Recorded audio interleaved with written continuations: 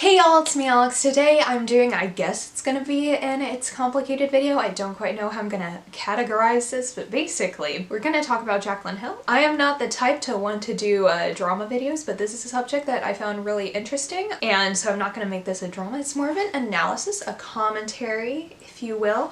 So I was watching Abby Williamson's rant video about Jaclyn Hill's lipsticks and her recent comeback to YouTube. And first of all, you should go watch it. And she recommended watching Maggie Mae Fish's video too, which you should also go watch. Both are a really wonderful analysis of basically the lipstick situation and how freaking capitalistic and opportunistic everything has been. And in both of those videos, they both mentioned that Jaclyn Hill's dad was an evangelical pastor. Now, I've watched her videos throughout the years, and that was just like a nice little light bulb moment, because he has a charity, well, he's run multiple charities that have been used basically as scams because churches don't have to pay taxes in the United States. And I, as a churchy person, even I disagree with that, because churches get so involved with politics that, you know, there should probably be some accountability there, you know? And Jaclyn herself has actually set up one of those nonprofits in her name in order to avoid paying taxes, essentially. So I didn't actually end up buying any of her lipsticks. I was actually genuinely considering it when I first heard of the launch, because I love me a good nude lipstick. I was on the website, I was looking at some of the bundles, but I was gonna wait for reviews, and oh boy, am I glad that I did, because I decided, you know, after that I'm not gonna buy it because my immune system is garbage, and I'm not risking putting anything contaminated in or on my body because, like, I don't have health insurance either. So that's not happening. So I decided, before that I wasn't gonna watch Jaclyn's apology video or her return to YouTube video, whatever it is. But this morning I decided to, because I was very, very interested to see if I could see a shred of evangelicalism in said apology video. So personally, I grew up in the United Methodist Church, which is a mainline Christian denomination, not an evangelical one. However, I grew up in a town that was largely Southern Baptist, which is an evangelical denomination, and a lot of that culture did seep through into my church. So I do have a background in that, and like, I'm getting my Master's of Divinity right now because I do want to go into ministry because of a lot of the harms that I've seen done in the evangelical church. In fact, that there is a movement right now called Evangelical, people leaving the evangelical denominations and basically sharing their stories, because a lot of it does have to do with abuse and lying and basically caring more about profits than people, or the people they're trying to save. And it's overall a very toxic culture. So I'm gonna pull up an article here. According to the USC Center for Religion and Civic Culture, there are 5 varieties of American evangelicalism. Hello, this is Editing Alex here. I did not realize that my camera cut out where it did. So basically, this article from the Center for Religion and Civic Culture from USC has the 5 varieties of American evangelicalism, which are as follows. Let me scroll down so I can see it. There are the Trump evangelicals, the neo-fundamentalist, evangelicals, kingdom Christians, and the peace and justice Christians.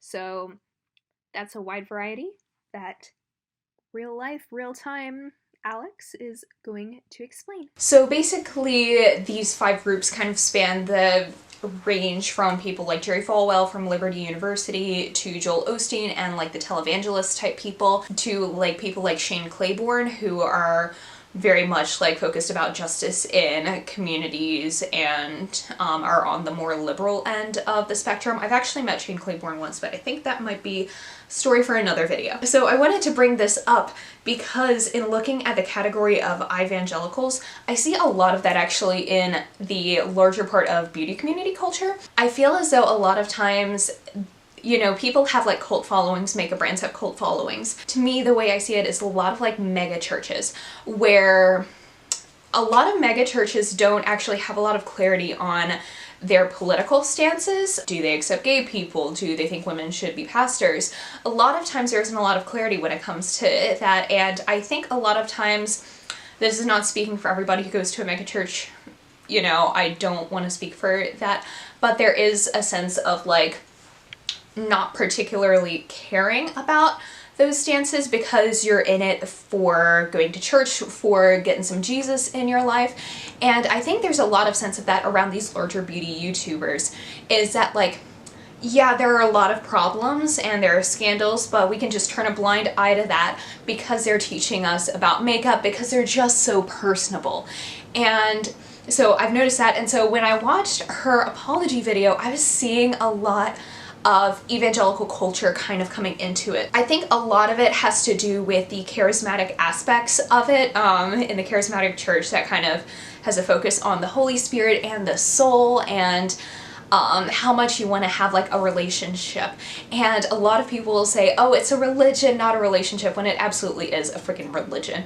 Like, yeah, we should have a personal relationship, but that is largely an idealized westernized concept that, to me, it's not biblical. I try not to judge other people, but I have my feelings about that, because to me, church is something that is very much done in community, and only basically Western American churches idealize the idea of a personal relationship between you and Jesus.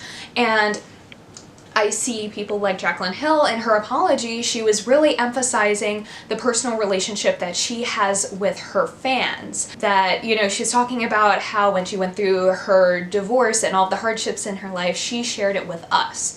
And that was the personal relationship that she kind of cultivated. So kind of like the personal relationship that a lot of evangelical megachurch pastors will cultivate with their congregation. It's like, oh, I'm telling you that you're sinning because I care about you so much, even though it's just perpetuating a harmful ideology. I want you to get saved because I love you so much. And for beauty YouTubers, for Jaclyn Hill, it's like, I want you to buy this product because I love you so much.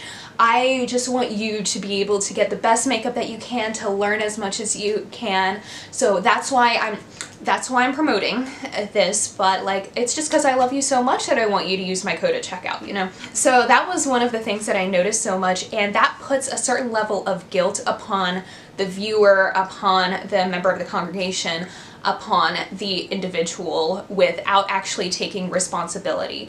Because they just wanted to do such a good job for you, then that should absolutely absolve of any wrongdoing that they possibly done. And that is definitely something harmful that I've seen in a lot of church spaces. This is also like not something exclusive to evangelicalism, but has largely been seen in that area. It's that if you're doing something out of love for someone else, then there's no possible way that you should be held accountable, that there should be any sort of criticism about it. You should just be absolved, because you know what? God forgives you. Since God's already forgiven you, of course other people should too. And that really just absolves people of any accountability. And that's something that I really noticed. And I also kind of noticed the sense of being broken and being born again. I've noticed this in her videos in general, when she's brought up how, you know, her background and basically discovering makeup and going into YouTube and wanting to make makeup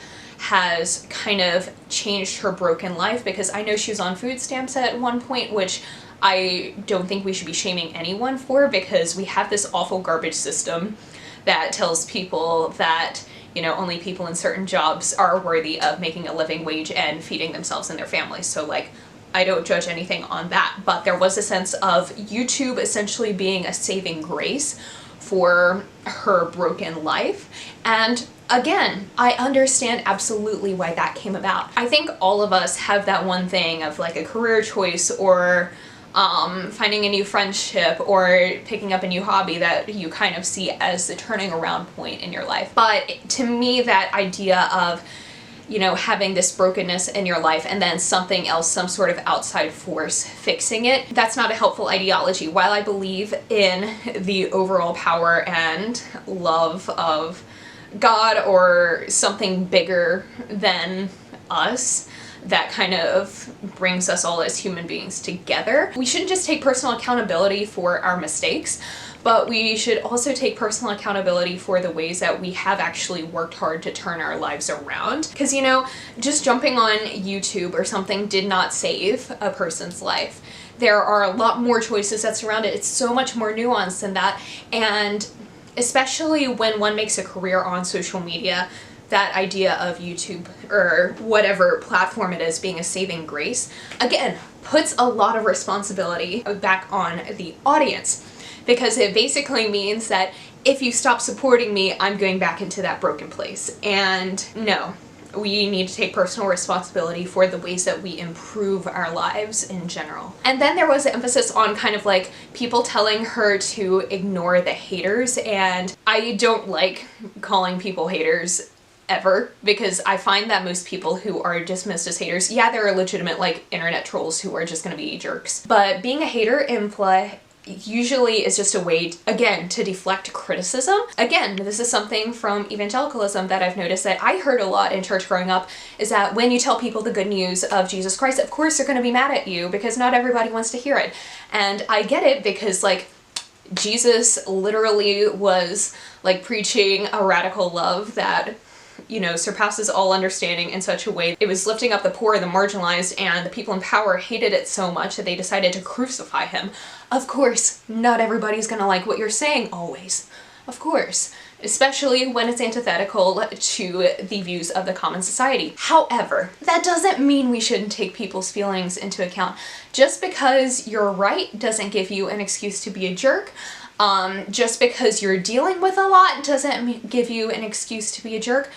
People matter regardless of whatever it is that's going on in your life. And that's something that's taken, I think, a lot of us a long time to learn, is that like, yeah, I personally struggle with mental illness, but that doesn't give me an excuse to be harmful towards other people. So of course she was dealing with a lot, because yeah, you know, there was so much call outs and stuff on social media that, yeah, I couldn't imagine, you know, even if it was, which I think there was a lot more intentionality in there than she's going to admit, but that's just my views on it. But even with that, obviously, like, the stuff she was seeing on like social media had to have taken a toll on her mental health, but that doesn't give any sort of excuse as to not holding oneself accountable, not saying, hey, I really screwed up. Like, yeah, she was giving people refunds, but there's so much more into that than just saying, oh yeah, it was a bad lab and I've given people a refund, therefore it's over. There's just so much more accountability that needs to be placed, and it is such a harmful thing to say that, oh, I'm just ignoring the haters, everyone was telling me to ignore it, to not address it, to just keep on being a boss. You know, that's not okay to me. I don't even know what this is, but I don't know, I just love studying, you know, Christianity and evangelicalism and the way that it perpetuates itself into our larger culture, because it so has, and whether or not, you know, the separation of church and state, or like, yeah, we have moved towards a more secularized society, which as a Christian I'm not actually mad about. I just felt like I needed to get on here and talk about it a little bit. I don't know if you'll even find this interesting, because this is obviously a very niche topic, but I'll leave some articles down below. I'll leave the fuller article about the 5 types of American evangelicalism, and some other ones that I've kind of done to do my research or whatever. So I just kind of wanted to come on here and rant about it. I'll also link Abby Williamson's video and Maggie Mae Fish's video, because they are both fantastic, and Maggie does one of the best Jaclyn Hill impressions I've ever seen in my life. And this isn't me trying to be hateful or hurtful, and I'm sorry if it comes off that way. I just see a lot of accountability issues that pop up in both the beauty community and in the church community that I really wish that we as human beings would really try and be better about it. Yeah, we're not ever gonna be perfect, but I don't know, I feel like there has to be something better. Okay, so that is it for this video. Thank you so much for watching. Please be sure to give this video a thumbs up if you liked it, and subscribe down below if you want to see more videos from me, and I'll see you on my next one. Hope you'll have a wonderful day. Bye!